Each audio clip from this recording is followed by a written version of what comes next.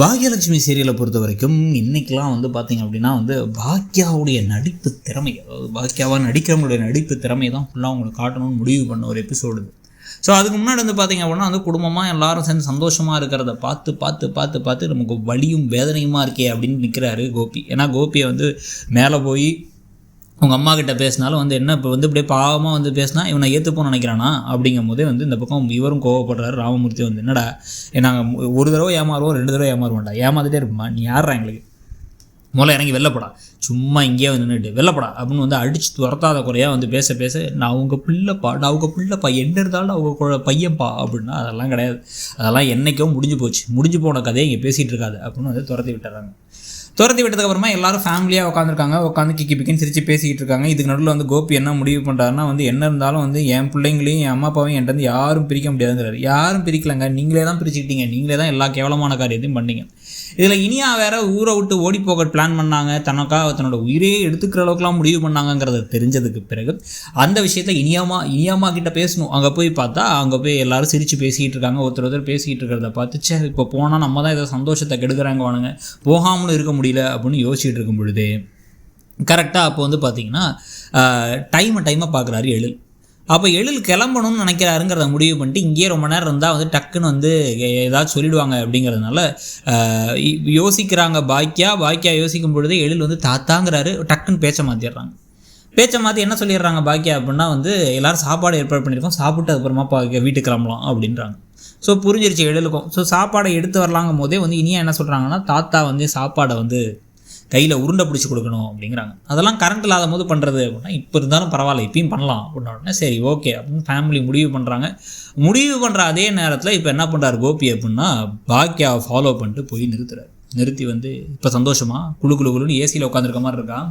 என்னுடைய இப்போ என் அப்பா அம்மாவே என்கிட்ட பிரிச்சுட்டேன், என் பிள்ளைங்களே என்கிட்ட பிரிச்சுட்டேன் அப்படிங்கும்போது இப்போ பாக்கியா நடிப்பை வெளிப்படுத்தணும். அப்படியே கோவமாக பேசணும். முன்னெல்லாம் பாவமாக பேசுவாங்க, இப்போ கோவமாக பேசணும். ஆனால் லிப்ஸிங்க்னு ஒரு வார்த்தை விஷயம் இருக்குது. அதாவது என்னென்னா நம்ம வாயசைப்பும் அந்த டப்பிங்கும் கரெக்டாக மேட்ச் ஆகணும். வாயசைவு கொஞ்சமாச்சும் அந்த வார்த்தை கரெக்டாக இருந்தால் தான் இந்த டப்பிங்கை கரெக்டாக கொடுக்க முடியும்.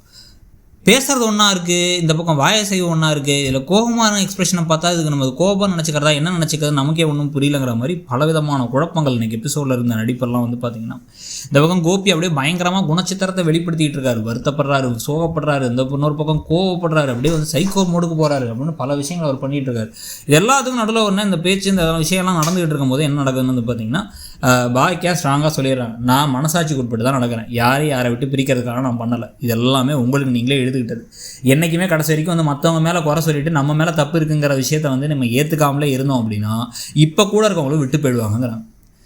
ஏன் ராதிகா என்னை விட்டு போக மாட்டா அப்படின்னா நான் உங்களன்னு சொல்லலையே அப்படின்னா நீ அவ்வளோதான் சொல்கிறேன்னு எனக்கு தெரியும், அவள் விட்டு போக மாட்டான், எல்லாரும் ஒன்றை மாதிரி இருக்க மாட்டாங்க, நான் பழி வாங்குவேன், உன்னை சும்மாவே விட மாட்டேன், என் பிள்ளைங்களையும் என்கிட்ட பிரிச்சுட்டேன், எங்கள் அம்மாவே என்கிட்ட தள்ளி கூட்டு போயிட்டுனா எவ்வளோ பெரிய ஜெகஜல கில்லாடியாக இருப்பேன் நீ அப்படின்னு நான் கூப்பிட்டு போனேன்.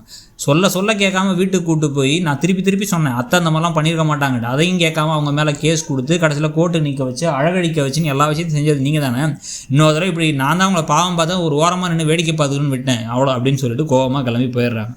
இதுக்கு நடுவில் எல்லாத்துக்கும் உருண்டை பிடிச்சி சாப்பாடு கொடுக்க குடும்பமே சந்தோஷமாக சாப்பிடும் பொழுதே திடீர்னு நான் கிளம்பணுங்கிறாரு எழில்.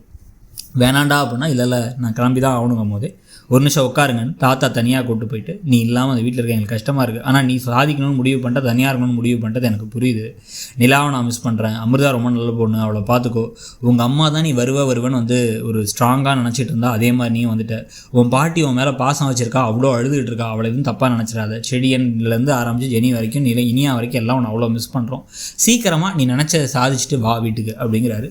இவரே எனக்கு புரியுது தாத்தான்னு சொல்கிறதோட இன்றைக்கி எபிசோட் முடியுது. ஸோ இன்றைக்கி எபிசோடை பற்றி நீங்கள் நினச்சிங்கிறத சொல்லுங்கள். தேங்க்யூ.